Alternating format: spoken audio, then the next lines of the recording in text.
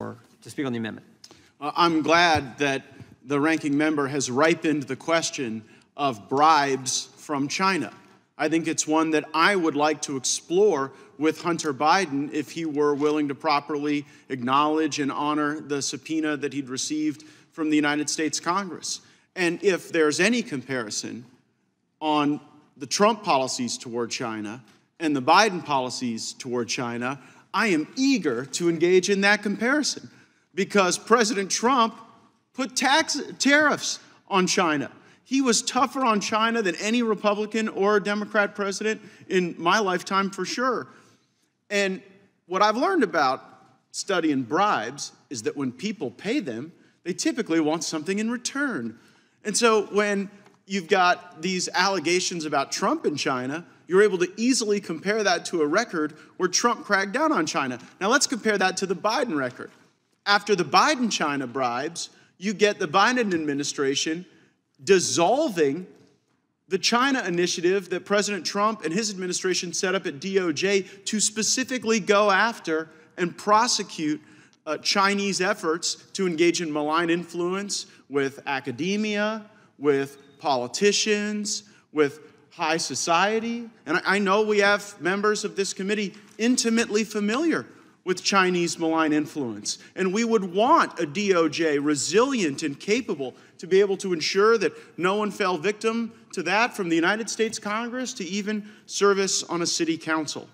Now, Hunter Biden had this interesting email exchange on his laptop related to China that I can't wait to ask him about when a judge ultimately orders him here or to a jail cell. Why was Hunter Biden hosting the annual meeting for his investment fund at the home of the Chinese ambassador? Seems like an odd choice. There are a lot of great venues in Washington that could host the meeting for your annual investment fund, but when you choose to do it at the home of the Chinese ambassador, that seems to send a pretty clear message that it's hard to figure out where China ends and the Bidens begin. And I found it particularly interesting that while Hunter Biden was personally setting up this special and unique venue to convince people to invest in his fund based on his close ties with the Chinese, that all he had to do to secure the venue was agree to a private one-on-one meeting with the ambassador beforehand, which the emails indicate Hunter was readily willing to do. So aren't the rest of you curious to know what the ambassador wanted to meet with Hunter Biden about before Hunter Biden used his Chinese relationships to enrich himself, his family, his relatives, his uncle, his father, to pay the bills, to run the Biden crime family? I'd like to know what was going on at that meeting. Would the gentleman yield? Sure. Let me just say, it may very well be that what Hunter Biden was doing was wholly improper. It may very well be that what Hunter Biden was doing was criminal. There is a special prosecutor. What there isn't is any evidence that President Biden had anything to do with any of this. Well, I would suggest that the ambassador from China probably wasn't requesting a one-on-one meeting with Hunter Biden to go over investment tips and investment strategies. And if we had Hunter Biden in the witness chair, we could ask him. So it's one thing to say, well, you know, there's just no evidence here. And then when we want to ask simple questions, like, was the ambassador asking about Hunter Biden's art interests and whether he preferred oil paintings or watercolors? I'm guessing that's not the case. And the reason Hunter Biden doesn't want to be in that witness chair is because when confronted with the documents and the evidence, they are boxed in. Because everybody in this country knows what was going on. Hunter Biden was the bag man. He was collecting the money, and Joe Biden was the inside man. And he was delivering the results for China and anyone else that was willing to pay him off. And that's what we're trying to get to the bottom of. I yield back. Gentleman yields back. The gentlelady from Indiana, Ms. Sparks, is recognized. Thank you, Mr. Chairman. I want to make a couple brief remarks on just some of the issues that were brought up from other side and then kind of get to the subject. No, honestly, I agree. Last Congress, the other side passed a lot of very bad bills. I don't think quantity of bills is a good legislation, and actually wasted a lot of money. And unfortunately, they had control on whole houses and presidency and were able to do a lot of bad legislation and not dealing with real issues affecting Americans, crushing debt, inflation, and the spending, and what's happening on our border is very destructive for our country. And they don't want to do, and they don't even want to find bipartisan agreement on these issues, this Congress, which is very sad for me to see. I know there is a lot of discussions about, January 6th, and I've been in the chamber January 6th, and I'll tell you something, we call this insurrection. I'll have to tell you, if the people that show up there wanted to do it, they would have succeeded, but they didn't show up for that reason. It was people that were upset because the quality of people came there. They were mad because we are not governing for the people. And that's unfortunately what was very strange to me, that Speaker Pelosi didn't have a security. Speaker Pelosi insisted for us to stay in the chamber, where I personally demanded to leave that chamber. So a lot of things, the other side dropped the ball. And it was very unfortunate for me to see that. So I think this is beyond the subject of this matter, but we need to stop, accusing people that disagree with the government that been very corrupt and oppressive, to actually come here and, express peacefully their dissatisfaction. And there are always some bad players, and who knows who they are. But we don't call all people insurrectionists. This is just un-American to do it. And I'm sick and tired of the other side constantly doing it, because I knew a lot of people that were there in the crowd, and they're good Americans, patriotic, that love this country. But go further. I know that maybe, Chairman Issa said it might be a waste of time, and Hunter Biden is going to invoke the Fifth Amendment. But you know what? What he's doing right now, beyond that, it is a blatant disregard of congressional subpoena. That's how he does. He actually dares enough. No other American would show up actually in the face, of Congress and defy and say, I'm going to decide how things are going to happen. This is just disrespectful. Only someone who thinks a little too much of himself would go actually do something. People might disagree, fighting in the courts, but not in the face. As Representative Bishop said, that is actually extremely disrespectful to this institution to do what he is doing. And if we look at the matter of the fact, we can debate and try, to get attention to other issues and deliberate, but ultimately, I think that should be, and Representative Moran said that is setting up a very bad precedent. If the other side decide, that, somebody can just act like that with the Congress, they might shoot themselves in the foot, because next Congress, there could be something different, and they will be on the other side, because we're setting up a precedent, but somebody's going to decide if they're going to comply or not with the deposition subpoena. And I don't think this institution, should allow that happen. If this is a very serious impeachment inquiry, if Hunter Biden wants to explain what's happened, he has a chance to come. And it's not like in a deposition you have just one side. You have both sides, equal amount of time. Everything can be questioned. So it's a very bipartisan process, but not a 5-minute presentation that will just go until he do just here for 5 minutes talking points with his lawyers. And it's not going to really get to the subject matter, because subject matter at stake, it's extremely serious. I think we should start taking actually impeachment inquiries and proceedings much more seriously than the other side did. It's not a politics, it's not a joke. We're a serious institution, and I do not think people think that way here now. And it's unfortunately what we became a circus, entertainment, and talking points, and not really looking at issues seriously. It's sad for me to see, and I think this is a reflection, on where we are heading as a republic, and it's a sad reality. But we have to decide, are we going to be adults in the room instead of looking at the issues, or we're just going to do presentations here? So I think if we go to the narrow matter of the discussion, do we allow anyone to defy the congressional subpoena? And the other sides will have to make a decision how they're going to vote for that. But they might regret that they're doing politics right now. So I hope they will rethink this and support.